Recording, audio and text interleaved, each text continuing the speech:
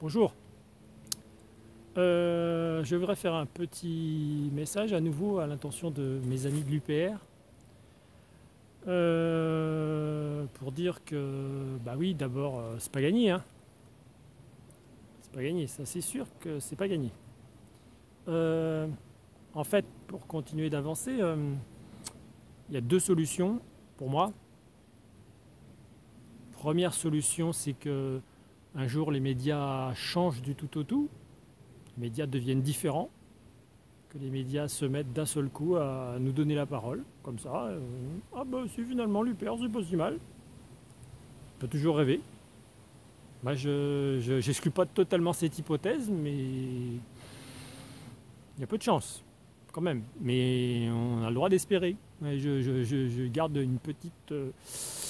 garde une petite chance pour ça dans un coin de ma tête. Et puis, si les médias ne changent pas, bah, qu'est-ce qui reste? Il reste que les gens ils changent. C'est-à-dire que en fait, les gens ils comprennent que les médias, c'est de la merde. Bon. Et pour ça, le chemin est long, hein, parce qu'il n'y a pas que sur la question de l'Union européenne que les médias disent n'importe quoi. C'est sur plein de sujets, en fait. Je ne vais pas faire l'inventaire ici de tous les sujets sur lesquels les médias me paraissent dire n'importe quoi, mais enfin, c'est assez général. Donc en fait, il n'y a pas 36 solutions. Pour résumer, soit les Français y changent, soit les médias y changent. Et dans les deux cas, c'est pas gagné.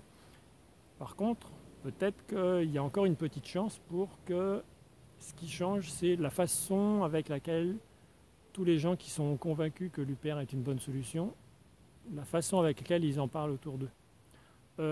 Et là, je voudrais confesser une petite erreur que j'ai faite personnellement, et je pense que je ne suis pas le seul, et c'est pour ça que ça m'a donné envie de faire cette vidéo. Moi, ça fait un petit bail, ça fait un bout de temps que je suis quand même à l'UPR, ça fait depuis 2011, donc ça fait 8 ans. Et depuis 8 ans, bah, je parle de l'UPR autour de moi dans la limite de mes possibilités, de ma capacité de convaincre les gens. Mais je pense que je n'ai pas utilisé jusque-là la bonne méthode. Comme c'est des idées en fait qui sont assez difficiles à comprendre, ce qu'on a, il me semble, tous tendance à faire, c'est à en parler avec des gens qui nous semblent avoir déjà de base un petit peu d'écoute sur ce sujet-là, un petit peu de réceptivité, avec lesquels il y a des choses qui peuvent passer. Et puis avec les gens avec qui on sent que ça passe pas du tout, on a tendance quand même à rester à distance. Et puis quand on sent qu'il y a de la réceptivité, en fait, eh ben, on s'engouffre dans la brèche et puis on dit ouais, on commence à essayer de faire du Asselineau en quelque sorte. On commence à essayer de rentrer dans les détails, d'expliquer les problèmes, les gopés, les machins, les trucs, etc. etc. Et qu'est-ce qui se passe à ce moment-là?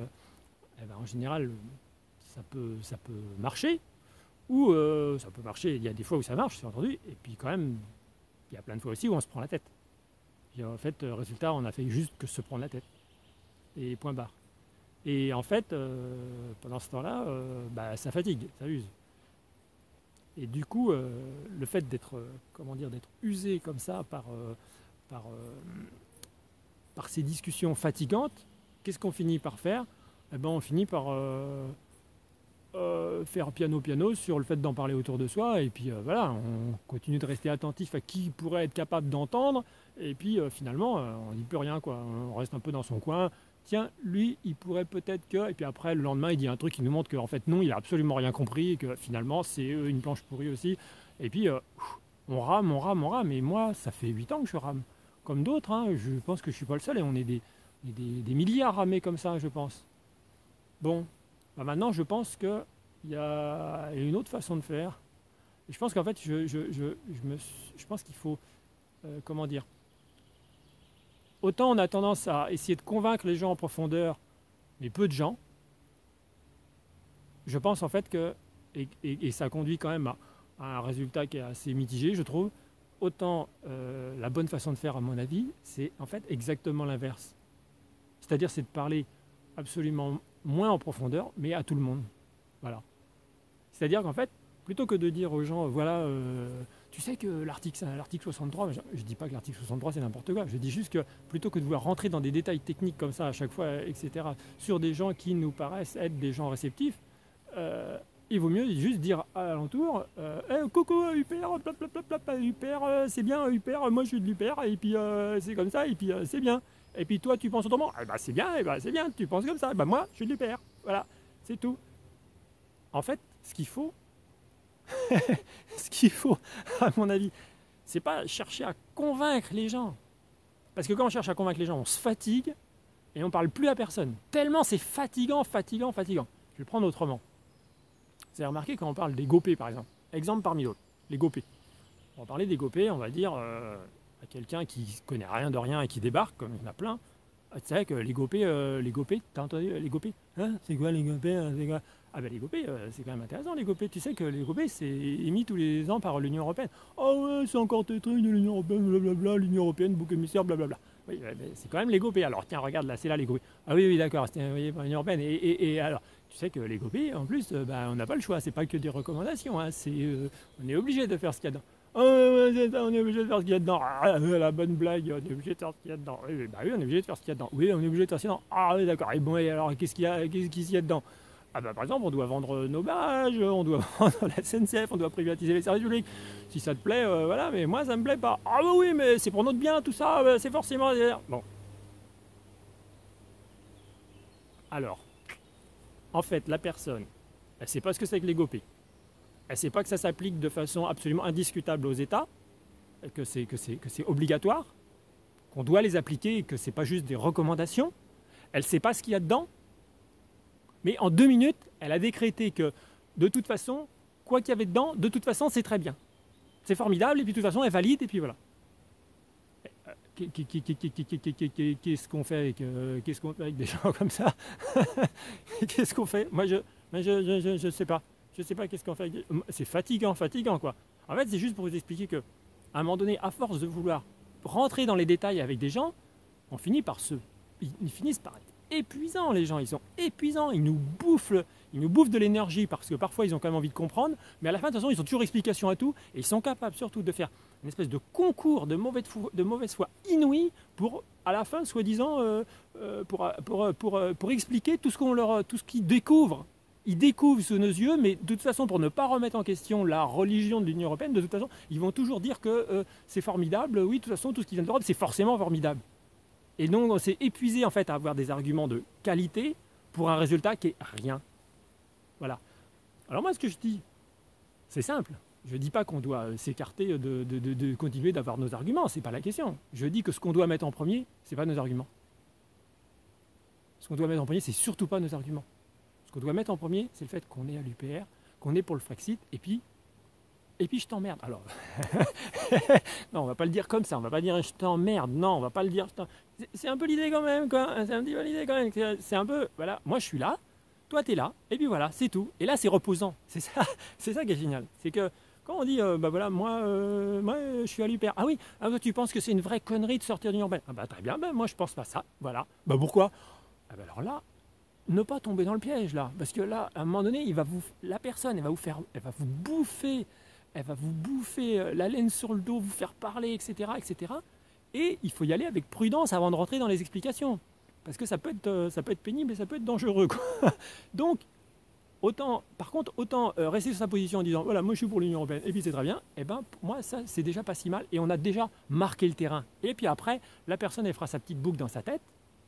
Elle reviendra peut-être ou elle ne reviendra pas, mais de toute façon, on a déjà marqué le terrain parce qu'on leur a laissé entendre qu'ils pouvaient avoir en face d'eux quelqu'un qui n'est pas pour l'Union Européenne, point barre, et c'est tout.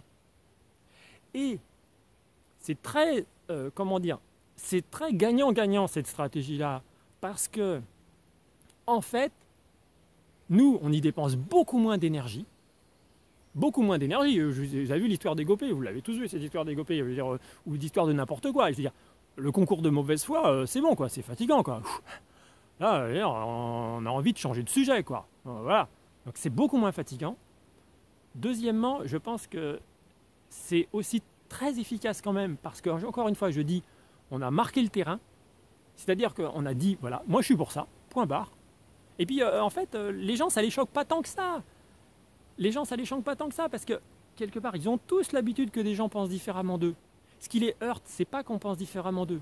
Ce qui les heurte, c'est qu'on rentre dans une discussion technique avec débat intellectuel et joute intellectuelle, et là, tout le monde y perd des plumes. Tout le monde y perd des plumes, tout le monde ruisselle, etc. Et puis il y a une grosse échange émotionnel, machin, etc. Alors que quand il y a un mode limite, en mode supporter de foot, en mode ouais, moi je suis pour l'hyper, je t'emmerde, et puis moi je suis pour En Marche ou pour le FN ou pour je sais pas qui, et puis je t'emmerde. Eh ben voilà, on est en mode discours de Marseillais, mais en même temps on n'a pas dépensé d'énergie, hein. C'est cool, et puis même ça peut rester bon enfant en mode ouais, je suis pour l'hyper, moi je suis pour ça, et puis voilà, et puis on peut se chambrer tranquillement. Et là on dépense pas du tout d'énergie, surtout quand on rentre pas dans les détails. On a juste marqué son territoire. Et ça c'est très important, marquer son territoire. Marquer son territoire, c'est très important. Et puis aussi un autre truc, c'est que si on rentre trop, un troisième point, c'est que si on rentre trop dans les détails, la personne en face, elle va essayer de nous convaincre, on va essayer de la convaincre, etc. Elle va y laisser des plumes, elle va être obligée d'être de mauvaise foi, elle va taper sur le poing sur la table, etc. En mode non, c'est des conneries de sortir de l'Union européenne, il faut vraiment être un crétin pour ça. Bon, très bien. Et elle aura tellement donné son avis de façon explicite qu'en fait, ça fait un truc dans son cerveau qui est que son avis ayant été tellement brutal dans la façon avec laquelle il s'est exprimé, et bien du coup, la personne, elle est même plus capable de changer d'avis ultérieurement. Parce que quelque part, elle a gardé le souvenir de cette espèce de position comme ça, et qu'il faut une dose d'honnêteté intellectuelle énorme que pratiquement personne n'a. C'est rarissime les gens qui ont ça, pour être capable d'avoir un jour dit « Putain, ce truc-là, c'est de la merde », et le lendemain de dire « Oh merde, j'ai dit une connerie. Ah oui, en effet, je savais pas ça. Ah oui, ben là, ah alors là, ben ça, je savais pas. Oh, ben ça, je savais pas. » Et ça, les gens qui sont capables de dire ça, vous en rendrez pas beaucoup non plus, hein. Puis c'est rare qu'on soit capable de faire ça. Ça fait un peu mal aux couilles, quoi, un petit peu capable de changer d'avis comme ça. Bon, donc, c'est pour dire, c'est un troisième point pour lesquels en fait, c'est gagnant. C'est gagnant de ne pas trop rentrer dans les détails. Donc, voilà, c'est le premier point, j'ai dit, c'était... le premier point, c'est parce qu'on y dépense moins d'énergie. Le deuxième point, c'est parce que, en fait, on a marqué son territoire. Et le troisième point, c'est parce que la personne, elle a la liberté après de revenir sur ce qu'elle a la liberté de changer d'avis, justement parce on n'est pas rentré dans les détails, et elle n'a pas eu à exprimer son avis trop tôt. Elle n'a pas eu à exprimer son avis, on reste à distance, et du coup, il faut limite se retenir. Il faut se retenir de donner son avis, de dire pourquoi on est pour l'UPR, pourquoi on est pour le Frexit. Il faut se retenir, il faut juste dire je suis pour ça, point barre, je vote pour ça, et puis on en reparle plus tard. Et après, si la personne, on voit qu'elle est intéressée, qu'elle est calme, on peut après rentrer dans les détails, etc. Mais il faut faire attention, parce que là, on se fait bouffer le cul tout le temps avec des preneurs de tête, hein. Il y a des professionnels, hein. Donc, et après, nous, on est rincés. On sort, on est rincés avec des preneurs de tête. Donc émotionnellement, c'est lourd. Par contre, si on fait juste le supporter de foot, là vous avez remarqué, c'est pas lourd ça. Supporter de foot, ouais, Astino, allez l'UPR, machin. Ah ça dépense pas trop d'énergie. Et pourtant, c'est quand même très efficace. Je peux vous dire que c'est quand même très efficace. J'ai un petit peu expérimenté pour l'instant ce changement de stratégie. Je peux vous dire que c'est plutôt gagnant. C'est plutôt gagnant. Alors certains me diront, mais attendez, on a quand même les meilleurs arguments. Du coup, on va faire passer l'UPR pour des supporters de foot. Voilà, comme ça... on va passer pour des gogoles, quoi. On va dire en gros, oui, on est des gogoles et on est contents. Je ne dis pas que, en fait, c'est très facile. Je ne dis pas qu'il faut abandonner de rentrer dans les détails de fond. Je dis qu'il faut le faire avec mesure. Il ne faut pas vouloir faire bille en tête du Asselineau. Il faut le faire avec mesure. Il faut d'abord marquer son territoire et après seulement on rentre dans les détails. C'est-à-dire que les gens, ils doivent comprendre d'une façon ou d'une autre, ils doivent intégrer, ils doivent finir par s'y faire le fait qu'ils ont des frexiteurs autour d'eux. Dans un premier temps, c'est ça. Il faut qu'ils finissent par s'y faire, qu'ils s'y fassent. Voilà, j'ai des frexiteurs, ils sont tous gogoles, etc. Je me demande ce qu'ils ont bien dans le crâne. Eh bien, t'attendras un peu, tu vas cogiter déjà avant de savoir ce qu'ils ont dans le crâne, mais d'abord, tu vas passer par l'étape où tu vas t'y faire. Il y a des frexiteurs autour de toi, et tu vas t'y faire. Et puis deuxièmement, quand ils sont un peu mûris, etc., une fois qu'ils ont digéré ce truc-là, on peut un peu rentrer dans les détails, mollo. Et on peut à ce moment-là peut-être faire un peu plus du Asselineau.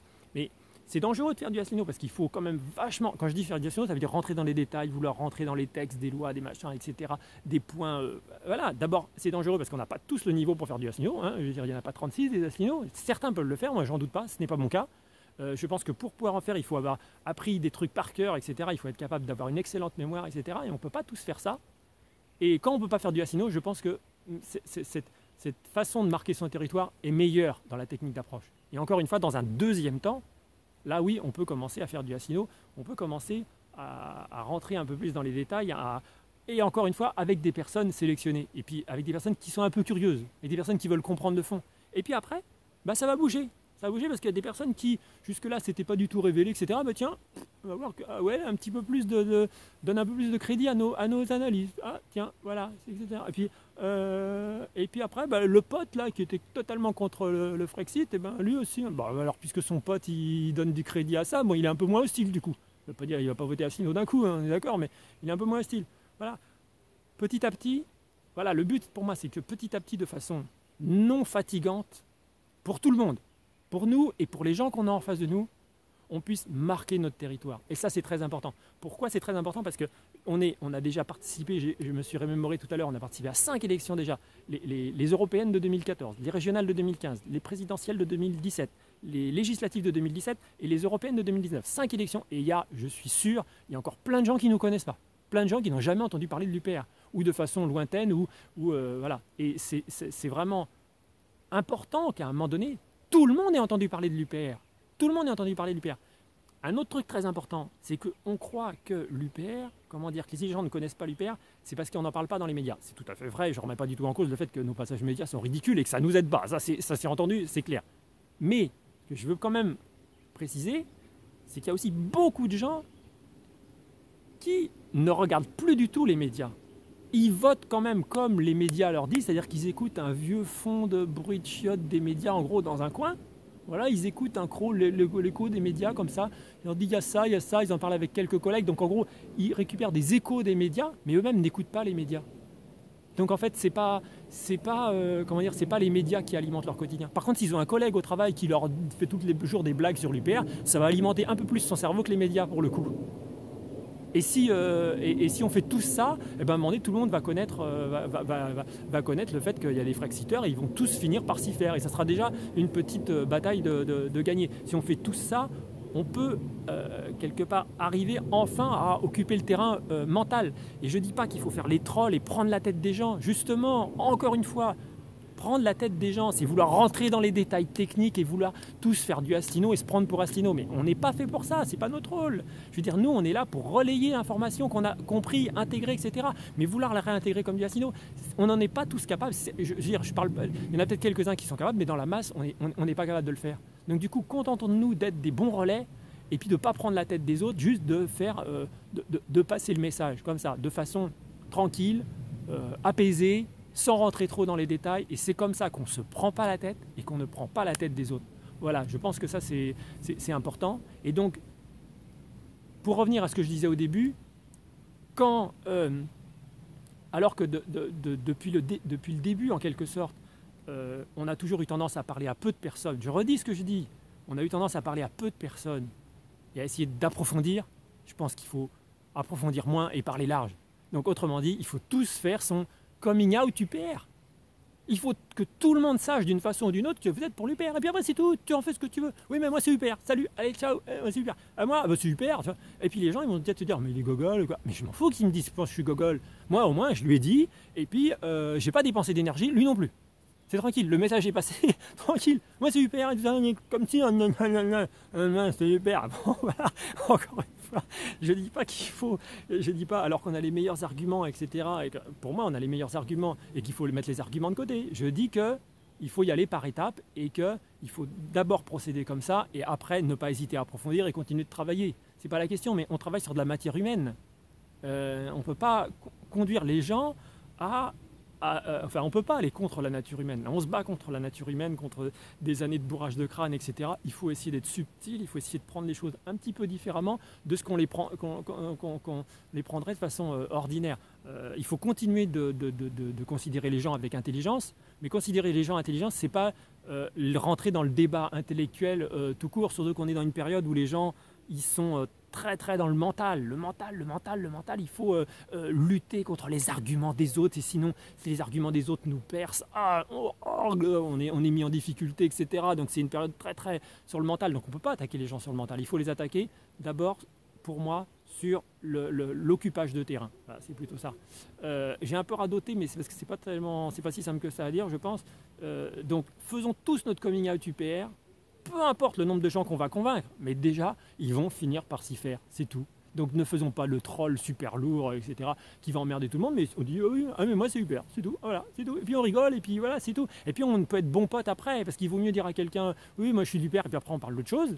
Et puis s'il veut en parler, mollo mollo quoi. Mollo mollo, parce que c'est un truc à se prendre la tête. Donc il vaut mieux en parler et puis ne pas rentrer dans les détails, plutôt que de vouloir rentrer dans les détails et puis freiner des cas de fer, enfin comment dire, plutôt que de vouloir rentrer dans les détails et puis se prendre la tête et puis du coup on est rendu à en parler à plus personne. Donc il faut en parler à tout le monde, communiquer tu perds à tout le monde maintenant, c'est ça qu'il faut faire et je pense que ça va marcher. Voilà, donc si vous pensez que cette stratégie est nulle, eh ben, vous supprimez, vous zappez ma vidéo. Si vous pensez que c'est peut être une bonne stratégie qui peut nous aider, eh ben voilà, n'hésitez pas à partager ma vidéo. Voilà, bisous bisous, on y croit, à plus les amis.